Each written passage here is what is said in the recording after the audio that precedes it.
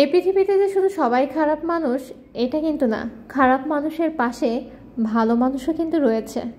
আজকে আপনাদের সাথে শেয়ার করব আমার এই দিনটা যে দুর্বিষহ দিন কেটেছে বা একটা খারাপ একটা দিন ছিল, এই দিনে আমার কি কি ঘটেছিল সেটাই আপনাদের সাথে শেয়ার করব। সকাল থেকেই কেন যেন আমার সাথে যেটাই ঘটছিল সেটাই খারাপ, মাথা পুরোই হ্যাং হয়েছিল। তো পরবর্তীতে বিকেলবেলা আপনাদের ভাইকে বললাম চলো বাইরে গেলে হয়তো একটু হলেও ভালো লাগবে। তো আমরা রেডি হয়ে বাইরে গেলাম। খুলনায় নতুন একটা রেস্টুরেন্ট আসছে, তো নতুন একটা রেস্টুরেন্ট আসবে, সেখানে ফুড ট্রাই করবে না আপনাদের ভাইয়া, এটা আসলে খুব কমই হয়, সে খুবই ফুড লাভার।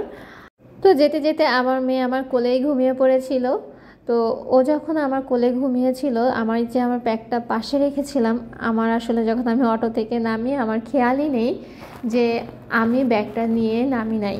তো এরপরে যখন রেস্টুরেন্টে গেলাম, তো ওই দিন আবার খুলনা শহরে কোথাও কারেন্ট ছিল না, তো কারেন্ট না থাকার কারণে ফ্যান অফ ছিল, এসি অফ ছিল, প্রচুর গরম লাগতেছিলো। তো আমরা ভিতরে ঢোকার পরে মনে হচ্ছিলো যে আমার ব্যাগে হয়তো কোনো কিছু থাকতে পারে যেটা দিয়ে আমি আমার মেয়েকে বাতাস দিতে পারবো। তো যখন আমি আমার ব্যাগের দিকে খেয়াল করতে গেলাম, দেখলাম যে আমি আমার ব্যাগ নিয়েই নামিনি অটো থেকে।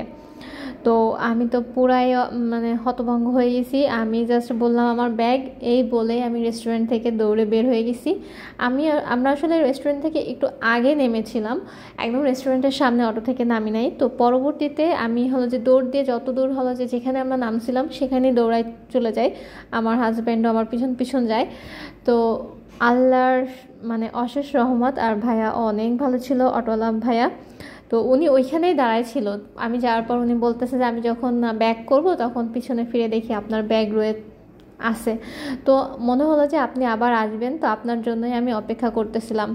তো আসলে পৃথিবীতে যে সবাই খারাপ মানুষ সেটা কিন্তু না, পৃথিবীতে আসলে অনেক ভালো মানুষও আছে। ওনার জন্যই আমি আমার ব্যাগটা আবার ফেরত পাইছি। তো ওনাকে আসলে অনেক ধন্যবাদ, আল্লাহ ওনার ভালো করুক। আর তারপরে আমরা এসে নতুন রেস্টুরেন্টের খাবারটা ট্রাই করলাম। তো আসলে খাবারটা আমাদের দুজনের কারোরই পছন্দ হয় নাই। এরপরে চলে গেলাম আম্মুর বাসায় যে ছোটো বোনের কিউট কেক বানাচ্ছিল। তো আজকের মতো এই পর্যন্ত।